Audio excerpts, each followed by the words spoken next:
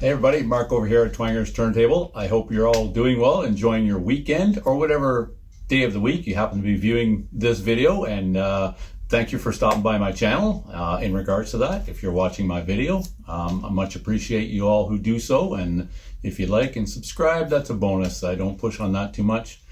Anyway, the reason I'm here today is, well, to do a video and show some records. And I have to get to it because I have a lot here. So let me back up and say this was all been inspired by a buddy of mine in the VC. That's Keith over at Back in the Groove. He just started up his channel recently, and his story is similar to many, I would suggest, nowadays. He's getting back into his vinyl. The difference being, well, I don't know if it's a difference. Maybe it's not so exceptional as I think it is, but certainly exception from my experience. I did have some vinyl, but very little. Keith has a lot of vinyl that he had in storage for many years and has recently got back into it and is sharing his collection, which we share a lot in common about the stuff we share. And so I've been inspired. He recently did a video about 12 albums. Let me pull this up. I printed it out. 12 albums that influence my listening. So one's listening. Ever wonder what makes someone's music unique? Music taste unique? In this video, which is what I will be doing, is sharing albums that shape my love for music. These records influence how I listen, feel, and appreciate music. And then, so like I say, I was inspired to do that, but I took this to another level. So I do have a lot of records to show. I hope you'll stick around.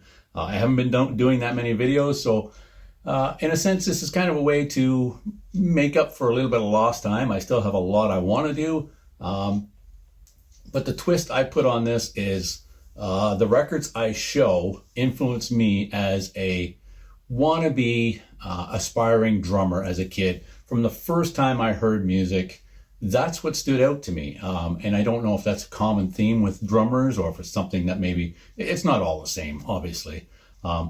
So the little twist I'm putting on this is the records I picked out are not necessarily favorites from these artists. I just grabbed some that, in three ways, records that influenced me before I was the age of 12, essentially from 68 to 1980-ish. It's a rough cutoff. I say that loosely. Music that I didn't so much choose, but was chosen, and I enjoyed. It moved me and inspired me. And I'm going to go back even further to before I can even remember music, really, like a very young toddler with my mom and dad, the first couple of records I'm going to show. And then I picked out a few that I chose after those events, my formative years, and then records that I chose.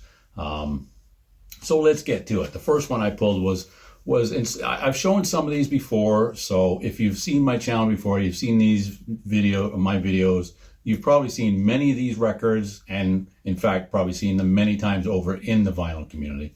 That's just the nature of this, but these are mine and what influenced me. The first one I attribute to my dad. This record, I don't have any Johnny Cash. I know he really liked Johnny Cash, so I could have done that, but it's not one that I would suggest really moved me. It just reminds me of my dad.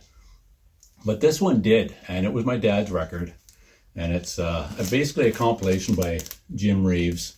And I'm not a country guy by any measure, but this record, and I don't know who to attribute for the drums on this. I just kind of pulled it, but it's just, before I can even recall the format being played or anything, it's just an earworm, songs that I remember my dad playing. So that's the very first, well, equally the first. The other one is this one.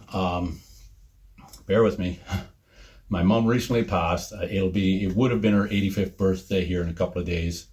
I'm going to show a little image here when I show this record from 1958, and she had to be such a cool teenager. I wish I would have known her, but I did know her, thankfully. I think anybody who did know her is very fortunate. But it's this one. It was released in 1958. And again, I don't know who played drums on this. It's basically his early compilation. It's on this gold yellow vinyl. But I've got a picture here of my mom listening to this, probably in 58, 59, somewhere in there, shortly after it came out.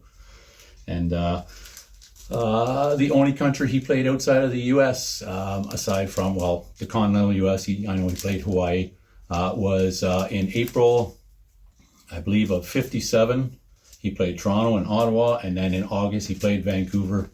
My mom was fortunate enough to be in Toronto, and just that's a very early influence, and it continued to be an influence my whole life.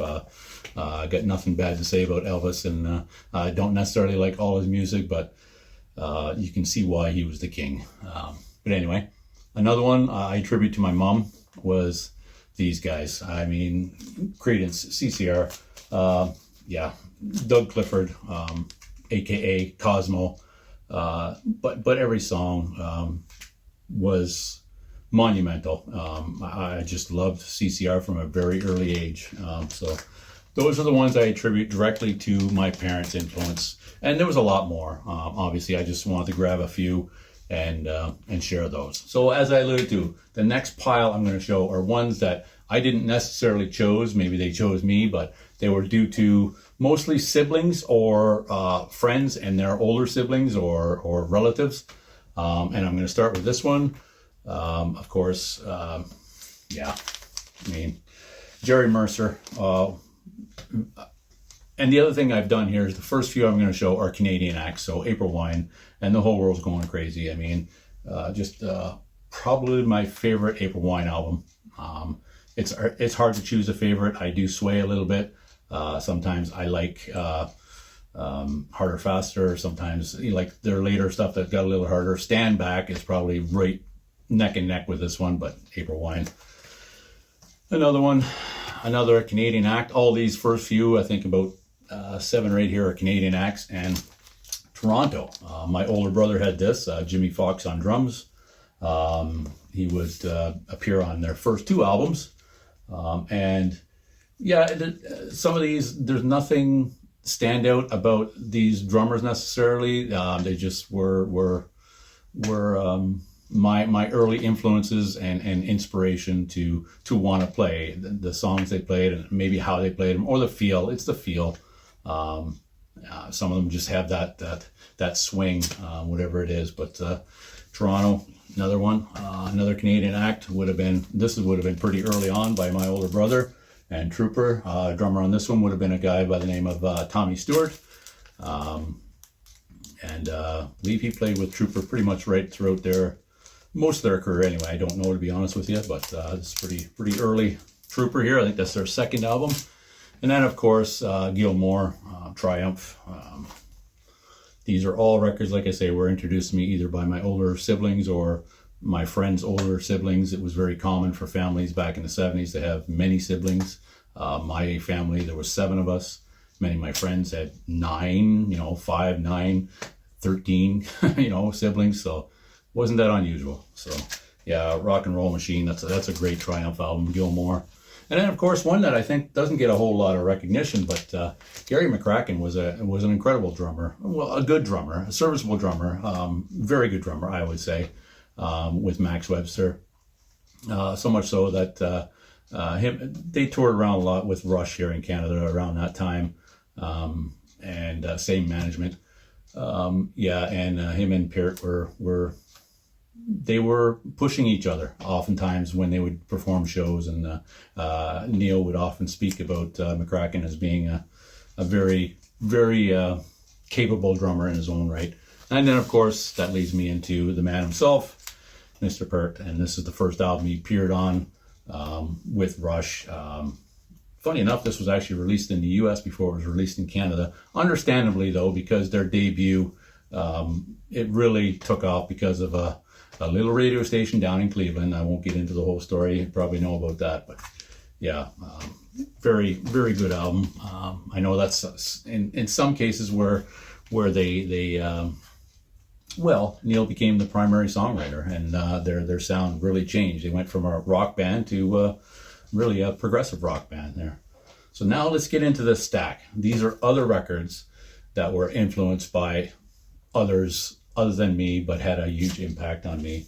And got to start with probably one of the biggest, and that's, of course, Bono. This is probably the first Zeppelin album I heard, Zeppelin 3. And then, of course, quickly, I loved what I heard, so I think probably I heard Zeppelin 4 afterwards, and then 1 and 2.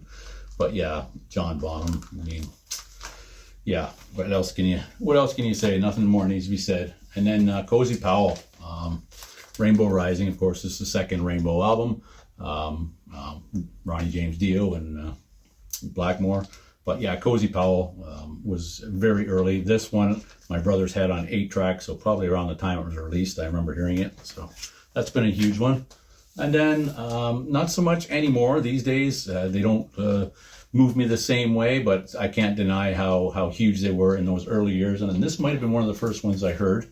And it's, of course, Peter Criss. This is in really rough shape. If I take this out of the I'm not going to take it out of the sleeve. It'll probably fall apart. I'll try and hold it up close so you can see just how banged up it is. It's got scratches in it and whatnot. And in fact, the scratches are over Peter Criss and Ace Frehley at one time, of course, probably when they were booted from the band, that got destroyed. But I think the first Kiss I might have heard was Hotter Than Hell. Dressed to Kill. I don't know. It wasn't Dressed to Kill. It was either Hotter Than Hell, or this one. And then I heard the debut after that. But can't deny how huge they were back then. Most rock fans, certainly hard rock, and those who would later be metalheads, would attribute that, I'm sure. And then Mick Tucker, the Sweet Desolation Boulevard. It's basically. This is the North American version. In fact, I've got two. I've got the one that was released in Canada and one that released in US. They are slightly different as far as the labels go, but I won't get into all that. Mick Tucker, incredible. Always loved this album. Was really my first. Every song on here, I just loved it. I could talk about, this is a video where each one of these albums I'm presenting probably deserve a video of their own. I'll just say that. But yeah, Mick Tucker, Desolation Boulevard, incredible album. Love that one. And then John Walters. Yeah, Dr. Hook. My older brother had this, and it got played to death. I mean, Cover the Rolling Stone, Sylvia's mother, which is actually the name of my mom, was Sylvia. So yeah, Cover the Rollins, Carry Me, Carrie, Freaker's Ball, Rollin' the Roadie, Gertrude the Groupie. Just, great party album, actually. It got played a lot at parties. But yeah, that's just one that, like I say, wasn't something that I purchased, but I was influenced, my musical taste was influenced by that. And of course, Joey Kramer, Aerosmith, any of them, but this would probably be the first one I remember my brother bringing home. Toys in the Attic and Rocks, Get Your Wings, all those were fantastic. Of course, the debut. Yeah, Draw the Line, I know it gets shit on, but I like that album. Actually, Night in the Ruts is one of my favorite Aerosmith albums, and I know allegedly they were, not doing so great. Not allegedly, they admittedly weren't doing so great, but anyway, I'm going off on a tangent like sometimes I do. But Toys in the Attic, Joey Kramer, fantastic. The best thing that happened to Aerosmith was Steven Tyler stepping away from the drum kit and being just their front man. That's what he did best, and Joey Kramer is was an upgrade on drums. So yeah, great stuff. This one here, Bob Seger. Drummer from Muscle Shoals. What the hell was it? Muscle Shoals Rhythm Section. Bear with me. David Teagarden. I was thinking of Soundgarden. David Teagarden, which he was brought in actually after I don't know if he's the original drummer, but the drummer prior to this was hit by a car in '77 and he couldn't walk after that. Sad, but yeah, David Teagarden, and this is just a huge album around my house, played quite often, and even many of my friends had this, their siblings had this, so just a very popular album. Daryl Sweet. Talking about Sweet, Daryl Sweet. And I don't know which one of these I heard first, whether it was this one or probably my favorite one, Hair of the Dog. But yeah, Daryl Sweet, again, nothing groundbreaking, some of these drummers, but just the swing and in the pocket and just, I mean, was he the standout member of the band to most?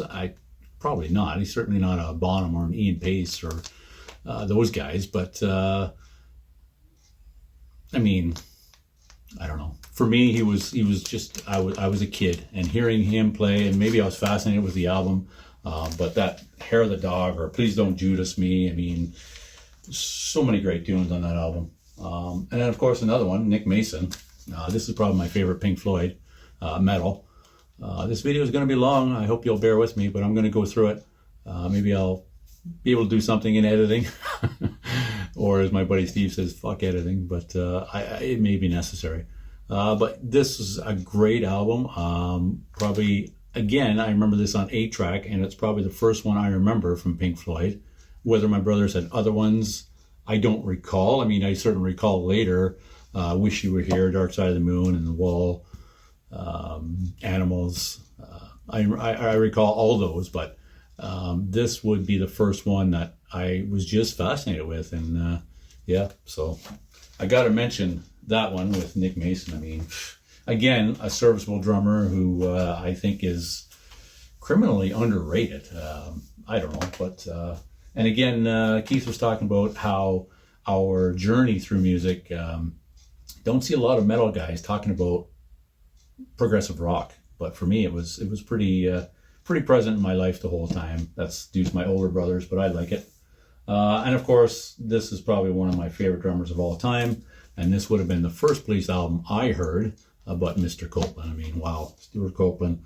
I do have all their records, but yeah, this would have been my favorite, and it still is my favorite. I mean, would have been the first one, but it is my favorite. Not still is my favorite. I don't know if that's ever changed. It's just been my favorite Police album. We got here, Bill Ward. This is the first Sabbath album I did hear. No question about that. It's something that stands out, and I was instantly a Sabbath fan. Bill Ward, the whole band, Iommi, Geezer and Ozzy. Yeah, first one I ever heard, and yeah, I was sold and hooked for life. It's still top 5 bands for me of all time, easily. And then yeah, I pulled 2 of this bands as well. Some of them you'll notice I pulled 2 because I'm not sure which was the first one I heard, and that's my point here. So these actually have 2 different drummers. I'll go with Sad Wings first. It's got Alan Moore on it, who played on this album. But I think quite possibly the first one I heard was this comp from Gull Records that they capitalized on later, Hero Hero. And of course Hinch played on Rock'n'Rolla, right? John Hinch. So I think Sad Wings was the first one I heard. I don't know, because this I think came out later on when Priest, I don't even know what year this came out, but it was Gull Records cashing in on their popularity. So whether it was after Stained Class or British Steel, I'm not sure. Maybe Hellbent for Leather, Killing Machine, whatever. Sin After Sin? No, I think it came later than that. It must have been late 70s. Maybe it says on here. I don't recall. Yeah, see? No, I'm way off. It actually came out in 81. So no, I definitely heard Sad Wings first. I just pulled that one because, I mean, hey, what a killer cover. They always had killer covers back then. One could argue they still do, but I just don't follow them these days as much. And another one, huge album in my life back then that I didn't pick, but loved it nonetheless. And that's Blondie's debut, Clement Burke. Just an incredible drummer. Yeah. I don't need to sell you on it. Either you love it or you don't. But great album. And I would suggest pretty much all their albums were. Debbie, I mean, I just probably one of the first female artists, rock vocalists that I really enjoyed. I mean, I should have pulled out Joan Jett. She's a big one too. Pat Benatar. albums. Joan Jett was one of the, I think probably the first album I purchased on my own. One of the first, Joan Jett and the Blackhearts. I love rock and roll. And then this one, my older brother again, Cedric Sharpley, drummer on this. This was Gary Numan's first solo album. This is after Two Boy Army. Replicas, and I guess the first one was self-titled. Different drummer on that. I can't even remember his name. But yeah, this was it my introduction to new wave? Probably. I don't know. I mean, we're talking, what is this, 79? I think this is 79, yeah? 79 or 80. It's 79, yeah. So I'm 10, 11 years old, so, you know, probably heard some other new wave around that time, but most of what you were hearing on the radios at that point was disco. There wasn't a lot of new wave unless you were hearing it at other places. And Topper Headon. This is a great band. Can I emphasize that anymore? I mean, my God. The first album, which wasn't really released in North America, only in the UK, had, what did they call them? Tory Chimes on drums. But when their debut was released in North America, I believe after Give 'Em Enough Rope, I don't know. I'm not the greatest historian on the Clash. I just really love them. Due to my older brother, thanks to my older brother, not due to him. It's not something that happened to me. I'm very grateful. This is a killer album. There is no weak track on here, in my opinion. This is the reissue from 2015. Fantastic. Topper Headon, got to be right up there. If they could have just kept him away from the heroin a little more. Anyway, next one, Brian Downey. I mean,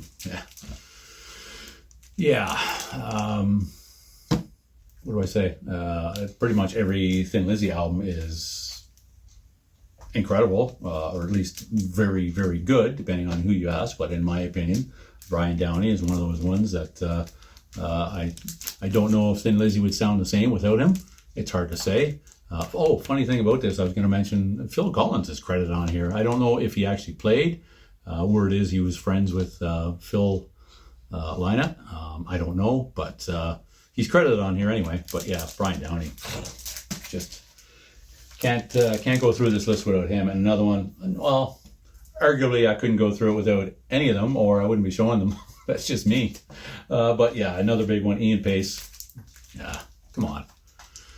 One of the earliest influences for sure. Still going strong. He's just, yeah. How many drummers has he influenced? Him and Bonham, Ringo, of course. But I wasn't really into the Beatles, and not much my family were either. So I didn't include any Beatles here. But yeah, I mean, come on. Ian Pace, that's another incredible one. God, there's so many I could mention here. But here's another one, Bob Burns. I get this would have been his last album, because I know Artemis Pyle was on Nothing Fancy, their third. But yeah, great album. Leonard Skinner, got to have some Skinner in your collection. I do. But yeah, another one. Just love that sound. And another one that's unmistakable, so unique, and yeah, I mean, Charlie Watt. This probably is my first Stones album that I heard, I believe. Again, I wouldn't write any of this down in stone, but it would have been early, 77 or so when I would have first heard them. I don't know. Might have heard something previous, but I chose this one because it is one of my favorites. Hard act to follow, this one. Really good album. And rest in peace. One of my favorite drummers. Another one of my favorites. I don't know if he gets the love he should. Probably because the other members of the band, not that he wasn't pretty flamboyant himself and outspoken. Of course he was. He was actually a very important contributor to their songwriting. And there's a couple of standouts on here, including Sheer Heart Attack, Fight from the Inside. Roger Taylor. I chose this one because Keith also showed A Night at the Opera, but I think the first Queen I heard might have been A Day at the Races. I don't know. I know it wasn't Queen or Queen 2. Pretty sure it wasn't. Pretty sure it wasn't Sheer Heart Attack.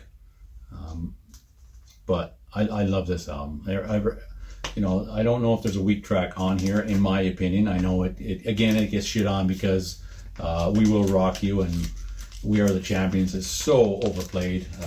It's almost ad nauseum, right? But every other track on there, I don't tire of. I don't even tire of those, to be honest with you. When you listen to them in context of the album, it's just a killer album. So I don't need to sell you on it. This is mine. Next, Kenny Aronoff. And yes, I'm showing this, even though Kenny didn't appear on this. He's just credited as vibes. He provided vibes in the studio. So there is a story about this. I think it's actually on the Drumeo channel. He's referred to it many times. He basically joined John Mellencamp. But on this album, he was asked to sit aside and just, they were going to go with session drummers, which were Ed Green. The other guy was a Schlosser, Rick Schlosser or something. I look it up. But he said, no way, I'm your drummer. So I'm going to be here. And even if I don't play on them, I'm going to watch and I'll learn and be a better drummer for it. And he certainly is one of the best and one of the hardest working in. Look at the albums he's appeared on. Kenny Aronoff is incredible. Great drummer. Just, yeah. I could go on and on because he's one of my favorites, but this is actually a really good album. I really like that. I like that probably better than American Fool. But anyway. This one, my oldest brother for sure, and I don't even know much about this drummer. I had to look it up, complete transparency, I don't remember. But his name is Barry D'Souza, and it's Chris de Burgh.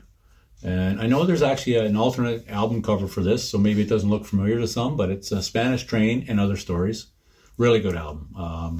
A lot of people might be surprised I have this, and it seemed to be out of my wheelhouse, but I have to emphasize again, nothing is out of my wheelhouse, really. I try to listen to whatever I like. If it, and that's what this thread is about.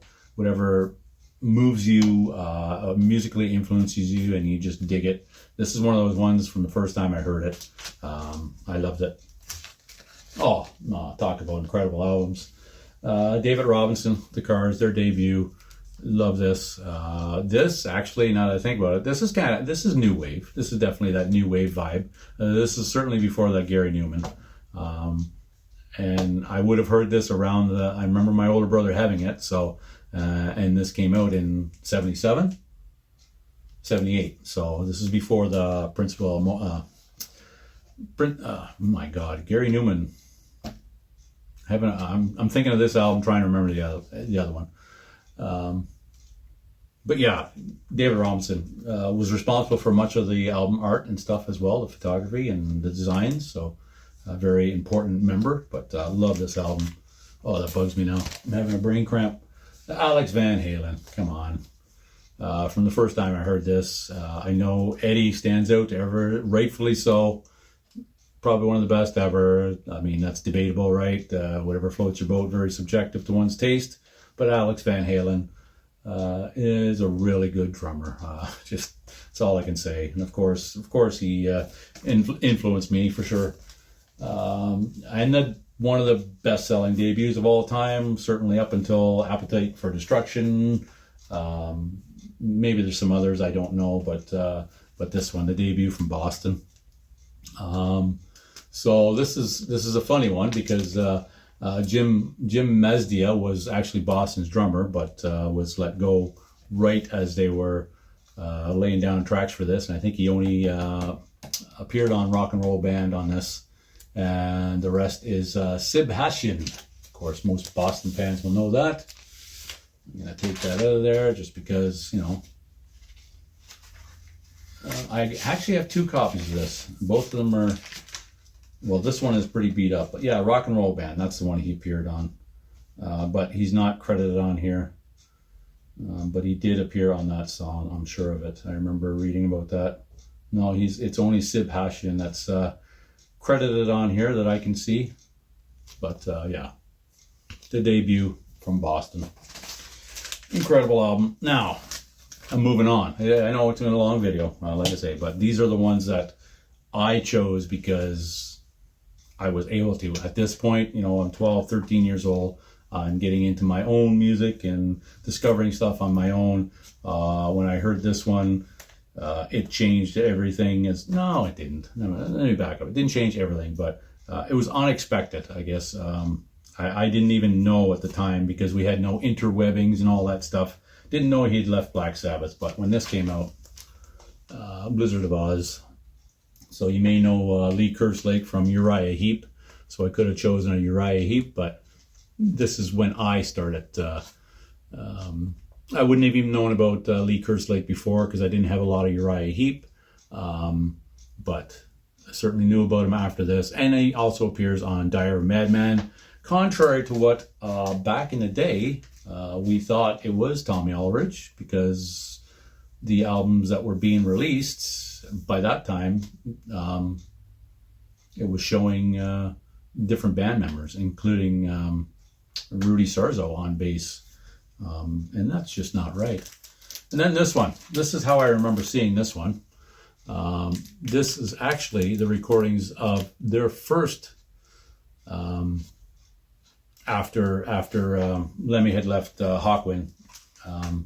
And it's got Lucas Fox on drums before Phil Taylor, Filthy Animal, joined. And of course, most people will be familiar with this cover, but this is how it would have originally appeared. So this is a reissue I just got recently, and it's just something. If you're a Motorhead fan, it's, as Lemmy says, it's something they distanced themselves from and never really released it themselves. It was released from their original label, by their original label, and they didn't even really acknowledge it, but certainly that one would have been one of my own choices. And then, of course, Clive Burr, one of my favorites of all time to this day.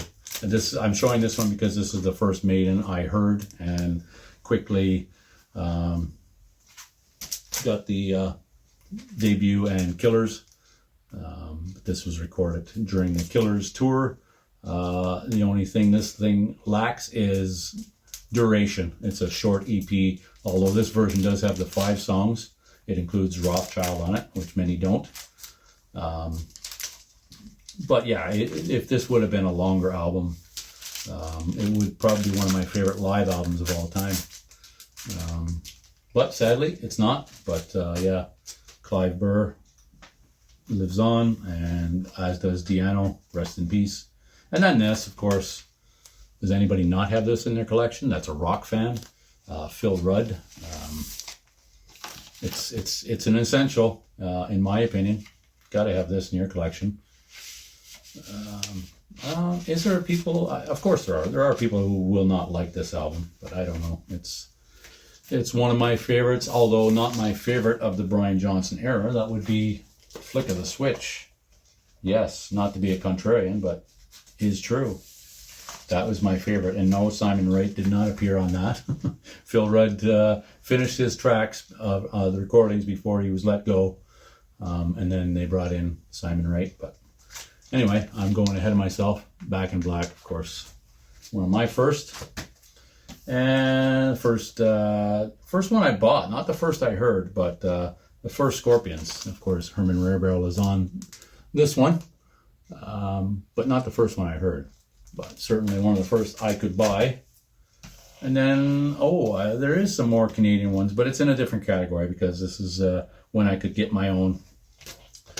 This is a great, a good rock album. Bernie Oben is on here. Him and the dude from Loverboy, Burnett? Is it Burnett? Matt Furnett. Actually used to be in. Furnett was in this band, and Oben was in Loverboy before they recorded anything. But Bernie Oben was pretty much on all the headpin stuff. Early influence. And then another one, the late Fritz from Helix. Yeah, Greg Hines passed away in 2024. Drummer on here. No Rest for the Wicked. And this list would not be complete without one of my faves, Tommy Lee. And I'm talking about his drumming. I gotta take that out, it was just too much glare. Just after Too Fast for Love, to follow up with this, I mean, I don't know if there was a more metal album at the time. This is probably still one of my favorites. Too Fast for Love, having said that, Too Fast for Love is my favorite Crew album. Just that fun rock and roll. Yeah, it's a great one. Tommy Lee on here. And in fact, when I was just mentioning to Craig over at Spirit of Vinyl, when Theater Pain came out, I was so pissed. I couldn't believe it. I was anticipating more Crew, and then they dropped that, and it was just, I was so disappointed. For many years, actually, I just couldn't get over it. Didn't like it. Now, in recent years, I can tolerate it. In some cases, like some of it, but yeah, Crew, kind of those first two, you can't top those. I do like Dr. Feelgood, and I like Wild Side Girls, but nothing like that early stuff. And then I got to mention this. I mean, I seem like I always mention these, but they're just that important to me, you know. Lars Ulrich takes a lot of shit nowadays, but back then he was, I would suggest, very influential to a lot, at least Metallica as a whole. Just fantastic stuff, man. I just, yeah, could not believe what I was hearing when I heard this.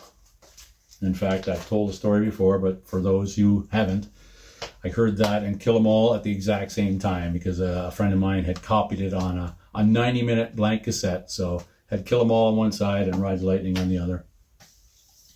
And then, of course, I can't mention that without mentioning this. And I don't have their debut on vinyl, only because I've been reluctant to buy the reissue that's got the revised artwork. That I don't, it's okay, but I don't want that one. I want the original. Killing is my business, and business is good, but I do have Peace Sells with Who's Buying. And on those first two albums, I mean, Gar Samuelson is the drummer on those, and they're, I think, probably two of my favorite Megadeth albums. And maybe that's just nostalgia from, you know, their being my first. I can't argue how good some of the later stuff is. I like all of it. I like all Megadeth. So, and then one that maybe, again, some may be surprised at, but when I heard this, just the sound of it grabbed me. And it makes sense to understand why, but not just because of who's the vocalist, because I didn't really know that much about him, other than maybe Ziggy Stardust and stuff like that I'd heard. But I bought this one myself, Let's Dance. And I know this is probably where a lot of people jumped off and weren't into this, but Omar Hakim on drums, and Tony Thompson, who people may also know from Power Station and the band Chic. Is it Chic? C-H-I-C. Kind of a very popular band in the 70s. But he also appeared alongside Phil Collins at the Zeppelin reunion in Live Aid of '85. But that is a great sounding album. So that's it. For those who stuck around, I appreciate you doing so. If you want to jump on this as a thread, head over to Keith's page and maybe go through 12 albums that influenced your musical taste, your unique taste, because I think we all have little uniquenesses about what we like and don't like, what that may include and doesn't include. Jump on. We'll see if we get some traction and start a thread of 12 albums. I know that's a bit of a hypocrisy to what I just did, but that was the idea. I just ran with it because I hadn't done any videos or showed many records in a while, so that made up for a little bit. I hope to get on here again soon, but until I do so, I hope all of you have a good day, and hope to see you again here soon. I'll leave it at that. So take care, everybody. Cheers. I will leave links below. That's what I forgot to say. I didn't mean to leave you so hastily and feeling like I forgot something, although you didn't know I forgot something, but I was feeling like I forgot something, and I did. I'll leave links below. So yeah, that's it. Take care, everyone. Cheers. Have a good one.